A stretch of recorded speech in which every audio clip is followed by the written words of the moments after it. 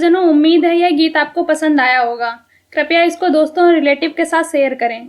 अगर आपको किसी भजन पर प्रस्तुति चाहिए तो कमेंट करें। हम आपके लिए इस चैनल पर उस भजन को प्रस्तुत करने का प्रयास करेंगे।